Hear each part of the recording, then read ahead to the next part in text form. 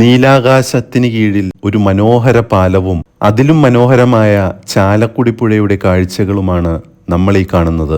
Chalakudy Silver Storm water theme പാർക്കിന് നേരെ എതിർ സൈഡിലുള്ള വെറ്റിലപ്പാറ പാലത്തിൽ നിന്നുള്ള ഈ സായാഹ്ന കാഴ്ചകൾക്ക് പറഞ്ഞറിയിക്കാനാവാത്ത സൗന്ദര്യമാണ്. അതിരപ്പള്ളിയിലേക്ക് പോകുന്ന വിനോദസഞ്ചാരികളുടെ പ്രധാന ആകർഷണ കേന്ദ്രങ്ങളിലൊന്നായ ഇവിടെ വാഹനങ്ങൾ നിർത്തി പ്രകൃതി സൗന്ദര്യം ആസ്വദിക്കുക പതിവാണ്.